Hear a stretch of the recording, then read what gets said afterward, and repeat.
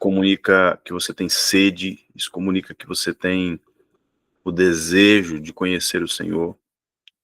Esses dias eu estava ministrando sobre João capítulo 17, sobre a vida eterna, né? O que é a vida eterna? A vida eterna, ela não começa com uma passagem da morte natural para a eternidade. A eternidade, ou a vida eterna, ela começa conhecendo a Deus e conhecendo a Jesus. Como que eu conheço a Deus? Por meio da palavra. Então, estou vivendo essa vida eterna, conhecendo a palavra. Quando nós expirarmos, quando formos para a eternidade, nós continuaremos fazendo a mesma coisa. Ou vocês acham que nós vamos parar de conhecer a Deus? Não vamos. E como que eu conheço a Jesus? Pelo envolvimento no corpo, pela liga, né? Por esse derramar e esse receber, pelo praticar essa palavra. Quando eu atendo o órfão, a viúvo, necessitado daquilo que precisa, quanto aqueles que são discípulos de Jesus e que carecem da sua palavra ou estão comprometidos com a mensagem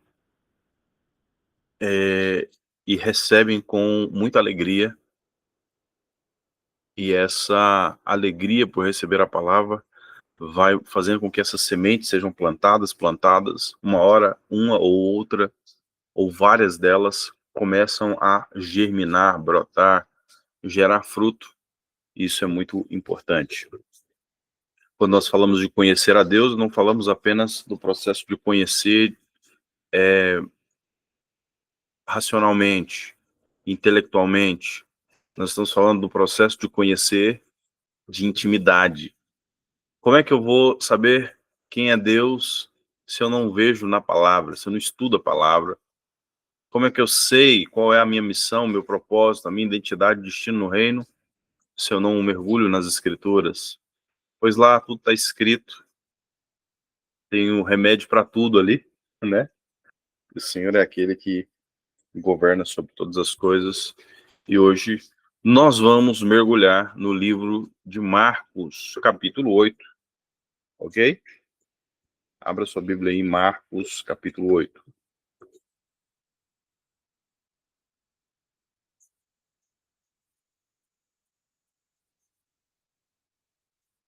Estão vendo minha tela aí?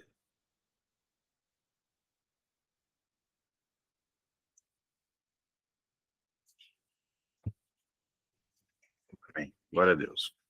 Vamos lá. Naqueles dias, outra vez, reuniu a grande multidão, não tendo o que comer, chamou Jesus os discípulos e disse: Tenho grande compaixão dessa gente, pois há 3 dias permanece comigo e não tem o que comer. Se eu os despedir para suas casas em jejum, desfalecerão pelo caminho. E alguns deles vieram de longe, mas seus discípulos responderam: Onde poderá alguém fartá-los desse pão nesse deserto? E Jesus perguntou: Quantos pães tens? E responderam: 7. E ordenou ao povo que se assentasse no chão, tomando os 7 pães, partiu após ter dado graças, deu seus discípulos para que estes distribuíssem, repartindo entre o povo. Tinham alguns peixinhos, abençoando-os, mandou estes igualmente fossem distribuídos. Comeram, se fartaram dos pedaços e os restantes recolheram 7 cestos, e eram cerca de 4.000 homens. Então Jesus os despediu. Logo a seguir, tendo embarcado juntamente com seus discípulos, partiu para regiões de Damanuta. Então, olha só, queridos, que coisa maravilhosa, né? Jesus reuniu essa multidão ela estava comprometida a ouvir ele, a estar com ele. Já estavam 3 dias sem comer. Tamanho era a dedicação ali. Por que eles não saíam desse lugar? Será que eles estavam esperando só pão, ou eles estavam esperando, né, uma palavra? Lógico, irmãos, que nós vamos ver logo depois o Senhor dando ali um chacoalhão neles também, né? Falando, olha, vocês estão aqui só por causa do pão, né? Pois vocês tomam jeito, vocês se orientam, né? Como disse no Pará. Te orientam. Enfim, queridos, aqui é um milagre, né? De multiplicação de peixes e de pães, como um sinal milagroso. Irmãos, tudo que Jesus faz, ele não faz só por fazer. Eu vou fazer aqui porque não tem pão apenas. Amados, tudo que Deus vai fazer ali, seja curando alguém, seja multiplicando, seja ensinando, tem um princípio didático. Certa vez ele fala, olha, eu sou o pão. Então, se alimentam de mim, né? Se alimentem de mim. Então, aqueles comeram, se fartaram. Então, uma lição que a gente pode tirar daqui também, irmãos, aqueles que vêm a Jesus, eles são alimentados.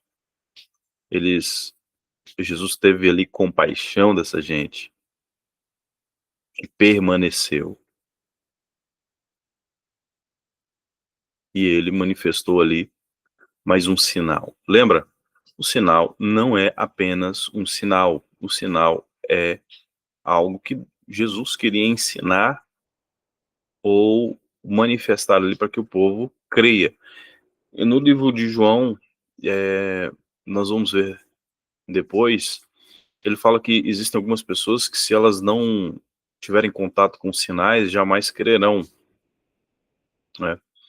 Depois, mais à frente, a partir do verso 11, nós vamos ver aqui algumas pessoas pedindo sinais. Olha que, saindo os fariseus, puseram a discutir com ele, tentando pedir um sinal, e Jesus, porém, arrancou no íntimo do seu espírito um gemido e disse, por que pede um sinal? Em verdade vos digo que essa geração não lhe dará nenhum sinal. Deixando, tornou a embarcar e foi para o outro lado. Então, cara, parece que Jesus está sendo sem educação. Parece que Jesus está sem paciência, né? Mas por que isso aqui, meu irmão? Os fariseus, nesse sentido aqui, amados, era aquele povo chato, que ficava empurrinhando, sabe? Eles não queriam aprender. Eles não queriam se quebrantar. Eles queriam ficar cutucando para ver se saía dali alguma coisa errada. Alguma coisa que pudesse pegar ele, né? Então, me dá mais sinais. E Jesus falou. Então, Jesus era duro com eles, porque primeiro essa expressão, né, deles de alguma maneira encontrarem erro na sua doutrina e estragar ali a mensagem. Mas o Senhor, sabendo a intenção do coração deles, né, então sempre vem ali com aquele sanfonão, aquela resposta forte, né? Então ele não discutia, ele simplesmente quebrava ali eles uns 3 pedaços, sempre quando eles vinham com essa expressão de querer encher as paciências ali, né? Então, a partir do verso 14, ora, aconteceu que eles se esqueceram de levar pães, no barco não tinham consigo senão um só. Preveniu Jesus, dizendo, vede, guardai dos fermentos dos fariseus, o fermento de Herodes, esses discorreram entre si, é que não temos pão, e Jesus, percebendo, perguntou, por que discorreis sobre o que não tendes pão? Ainda não consideraste, nem compreendeste? Tende um coração endurecido, tendo olhos não vedes, e tendo ouvidos não ouvis? Não lembrais quando eu parti os 5 pães para 5.000, quantos cestos cheios de pedaços recolheste? E responderam ele, 12. E quando parti 7 pães para 4.000, quantos cestos cheios de pedaços recolheste? Responderam: 7. Ao que disse Jesus: não compreendeis ainda? Então Jesus ali testando e ao mesmo tempo chamando a atenção. Jesus também não passava a mão na cabeça dos discípulos, não, irmão. Ali ele estava chamando a atenção. Olha, prestem atenção, fique ligeiro. Não, como se diz, não fica voando, não. Prestem atenção. Não compreendeis ainda? Vocês não prestaram atenção? Não, não enxergaram a mensagem por trás daquilo?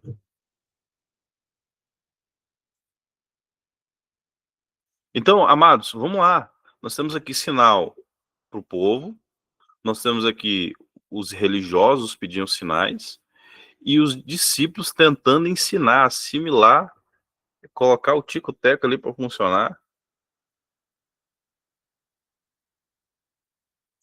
E Jesus ali batendo na incredulidade dos caras, batendo né, porque eles precisavam ser lapidados ali também, né? A cura do cego de Betsaida. Então, chegaram a Betsaida e trouxeram um cego, rogando que tocasse. Jesus, tomando o cego pela mão, levou para fora da aldeia e, aplicando saliva nos olhos, impondo-lhes as mãos, perguntou-lhe: vê alguma coisa? E, recobrando a vista, respondeu: vejo homens, porque como árvore os vejo andando. Então, novamente, impôs as mãos nos olhos, e ele, passando claramente, ficou restabelecido, e tudo distinguia de modo perfeito. E mandou Jesus embora para casa, recomendando-lhe: não entres na aldeia.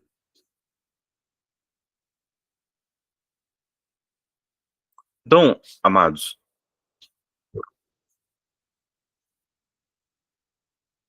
só entender aqui, ó.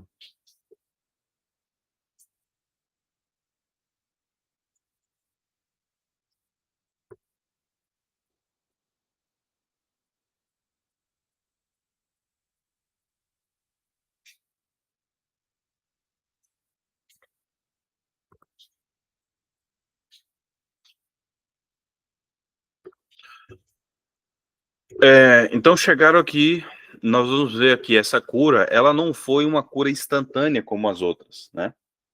Ela foi uma cura processual. Ela foi uma cura que teve duas etapas. Primeiro, mostrava ali que o homem via como árvores os outros homens. Então, dá-se a entender que ele estava vendo a condição espiritual daquelas pessoas, ou ele, de fato, estava vendo embaçado, né? Condição espiritual, pessoas vistas como árvores, né? Ou, de fato, é um processo. Então, lembra que eu falei que os sinais de Jesus não eram apenas sinais milagrosos para que impressionar pessoas, mas sim tinha um contexto didático. Então, qual lição nós podemos tirar aqui também? É que Jesus vai nos mostrando coisas e aquilo que vemos vai acontecendo de forma processual e paulatina, entende? Então, nós vamos vendo algumas expressões. Essa cegueira, ela vai sendo quebrada a ponto de nós vermos as coisas como elas devem ser. Então, mais uma vez, um sinal aqui do Senhor ensinando algo para nós, né? Então, por que que Jesus tirou o homem da cidade? Por que que ele tirou da, da, da, da comunidade ali, né? Para poder fazer. Esse aqui é um detalhe interessante. Nós temos aqui Betsaida, casa do peixe, dá-se entender que é a casa do orgulho, né? Então, para que algo possa ser aplicado dentro do...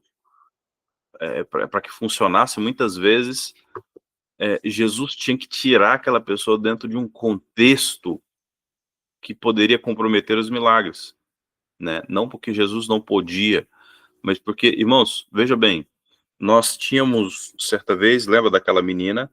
O Jesus falou assim que, olha, não se preocupe, ela apenas dorme. E o povo começou a rir, a caçoar, a zombar. Pois é. Então Jesus manda tirar todo mundo e fica ali só aqueles que precisam ficar no quarto. Então ele isola o ambiente e manifesta o milagre. Então aqui eu vejo que tem o mesmo sentido, dá-se entender que é o mesmo sentido. Então, inclusive ele fala, olha, não entre na aldeia, não volte para o lugar da cegueira, não volte para o lugar do orgulho, não entre para o lugar que te mantém preso à mesma realidade. Também, amados, dá-se entender que a forma como Jesus faz milagres, ela nunca é a mesma. Não tem um padrão, né? Não tem uma única forma de acontecer. Aqui, de novo, amados, ele tocando com saliva. Como eu disse para vocês ontem, a saliva, na época, para aqueles homens, tinham, e a terra e a saliva tinham um princípio curativo. E, principalmente, irmãos, Jesus estava confrontando uma mentalidade, estava confrontando uma expressão ali. Muitas vezes, esse processo de usar saliva poderia ser associado a um contexto de feitiçaria. Então, Jesus estava se expondo ali, né, com chance de ser mal compreendido, mas, enfim, não se dobrou. Então, tocou com saliva de novo nos olhos, impôs as mãos e perguntou, vê alguma coisa? Recobrando a vista, vejo homens, porque como árvores os vejo. Então temos todo esse cabedal, né? Toda essa expressão aqui do que poderia significar tudo isso, por que acontece algumas coisas. Amém? Então o sinal ali, mais uma vez. Então Jesus e os discípulos partiram das aldeias de Cesareia de Filipe e ao caminho perguntou, quem dizes os homens que sou? E eles responderam, João Batista, outros é Elias, outros é alguns dos profetas. Então perguntou, e a vós, quem dizes que eu sou? E respondendo Pedro, dizes, tu és o Cristo. E advertiu Jesus que a ninguém dissesse tal coisa a respeito. Irmãos, vamos lá. Por que hora Jesus fala, vai lá e divulga? Vai lá, mostra ao sacerdote. E tem hora que ele fala, olha, não fale a ninguém. Não fale a ninguém. De fato, amados, os discípulos ali, principalmente aqueles que são mais próximos, né?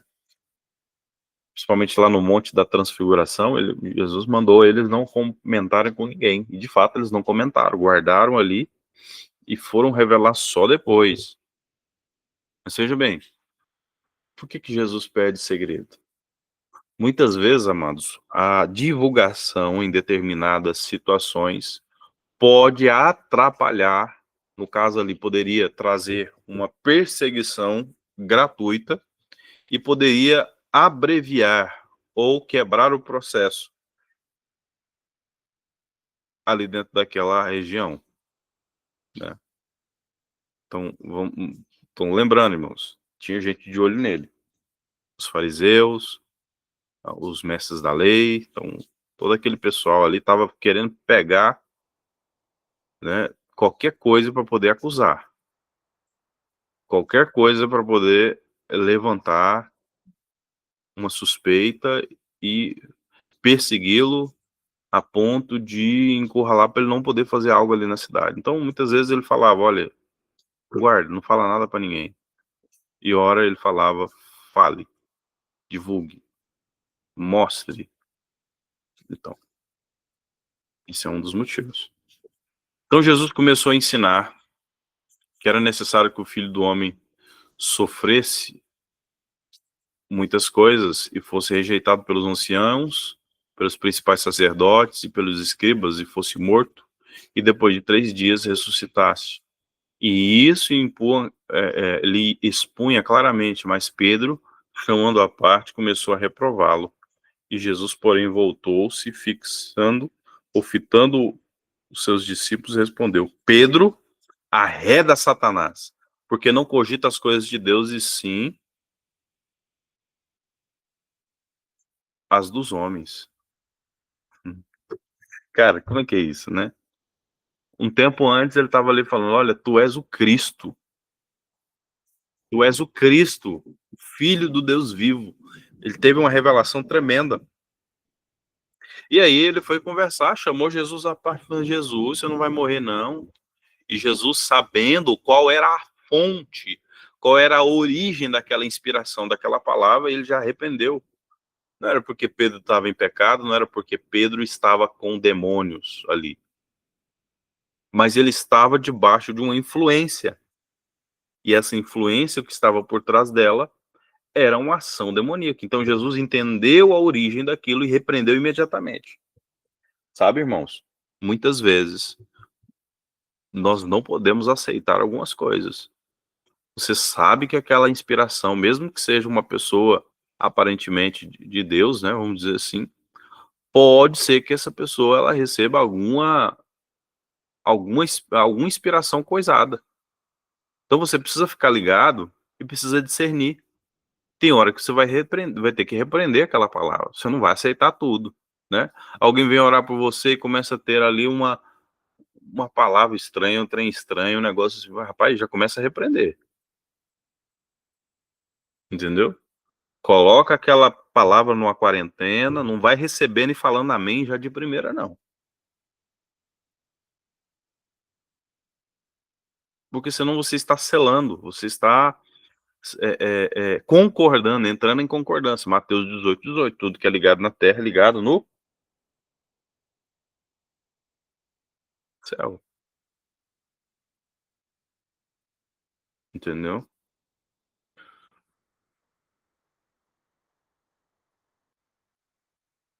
Então, como pode? Irmãos, tudo que Jesus fez ali tinha um princípio didático e ele estava demonstrando uma outra característica. Irmãos, existem aqueles espíritos malignos que operam a partir de dentro da pessoa, né? Então, tomando, controlando, a gente chama de cativeiro, né? Tem uma outra expressão que é a opressão. A opressão ela vem de fora para dentro. Então, são frequências, ele joga ali. Já viu como é que é a questão do microfone sem fio, né? Não tem fio nenhum ali, mas uma onda sai de um lugar de origem e vai para um destino, e por estar dentro da mesma frequência, ele começa, aquele que envia, o transmissor, enviando para o receptor, vai comunicar. Então, muitas vezes, uma pessoa pode estar debaixo de uma frequência, de uma atuação, de uma comunicação, uma sugestão demoníaca na mente. Então você vai ter que discernir e falar: olha, está repreendido em nome de Jesus. Você vê aquela pessoa que muitas vezes vem desavisada, querer colocar a mão na sua cabeça, já vem ali, quando é fé já está na mão, a sua cabeça está na mão dele. E foi, meu Deus do céu, e agora? Como é que eu vou fazer? Esse já repreende ali, ó. Senhor, olha, tudo que não é seu eu já repreendo. Só o que é do Senhor, pai, fica. Se não vem da sua parte, não vai acontecer. Entendeu?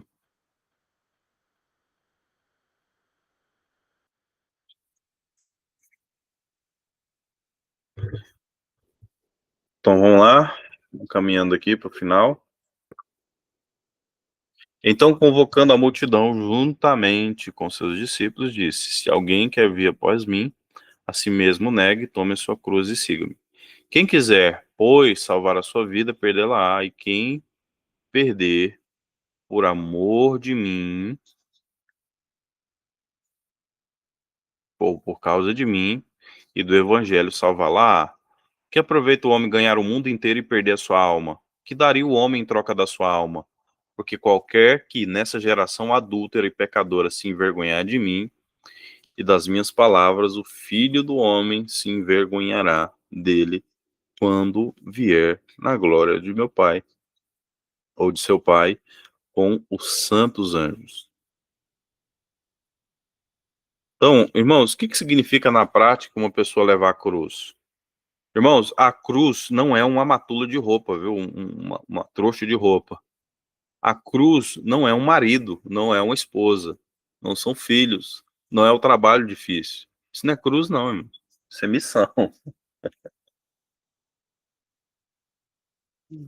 Entendeu? E cumprir bem essa missão.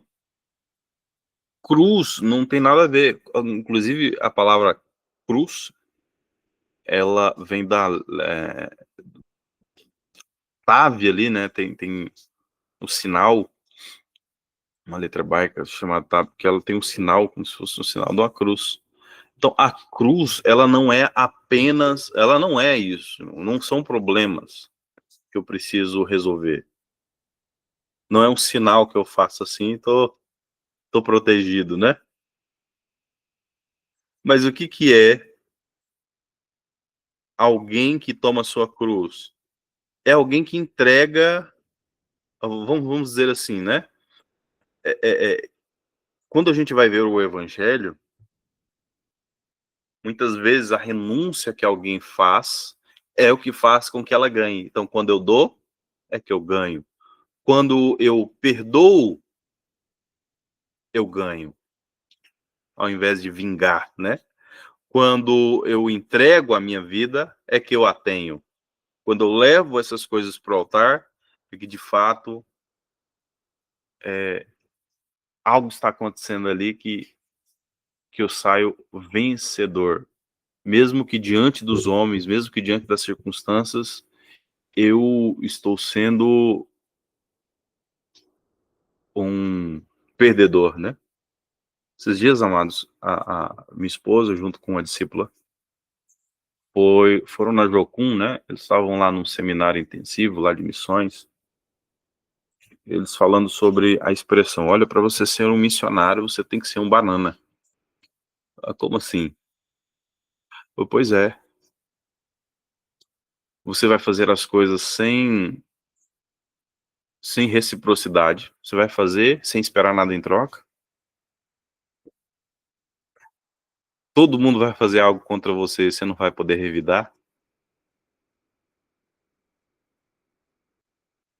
Você vai tomar sua cruz, você vai seguir Jesus. Pois é. Você vai fazer coisas que as pessoas vão te chamar de trouxa.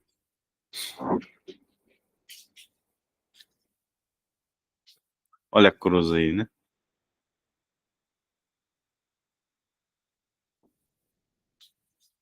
Então, aparentemente, quem compartilha, né? Quem ajuda, sai ganhando mais do que quem guarda para si. Então, o que é tomar a cruz? É alguém que está disposto a sofrer pela verdade de Deus e até mesmo ao ponto de chegar à morte de cruz. Então, isso revela alguém que está com extrema confiança e fidelidade. Olha, estou disposto a ir até as últimas consequências. Porque, irmãos, existem pessoas que estão dispostas a ir até a página 2. Quando começa a vir as perseguições, os problemas, as lutas, eu acho que não era bem assim, eu acho que eu vou cuidar da minha vida. Eu não preciso disso, né? Já viu essa expressão? Não preciso passar por isso.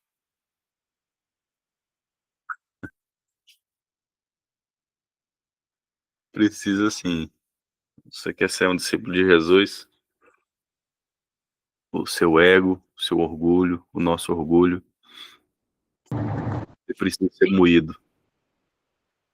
Esse orgulho precisa ser moído. Quem nunca pensou nisso, né? Eu preciso passar por isso? Precisa. Não mereço tudo isso. Merece. Quer tomar a cruz? Quer seguir Jesus? Toma sua cruz. E vai. Não é apenas um problema, tá, amados? Mas é um estilo de vida sacrificial. é fazer morrer essa natureza, levar ela para a cruz e deixar ela lá, grudada, né?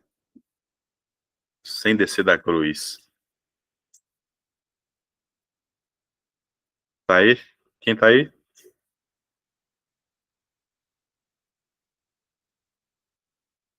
Tomar a cruz não é o sofrimento pela roupa não lavada, pela o curso que precisa fazer, o marido, a mulher, os filhos, o patrão. Não, é a natureza que vai para a cruz. É as vontades que vão para a cruz. Eu tô com vontade de arrebentar todo mundo na porrada. Vai para a cruz. Cadê o domínio próprio? Cadê a longanimidade? Cadê a bondade? Ah, pastor, quando eu vi, eu já fervi. Pois é. A custo de quê, né?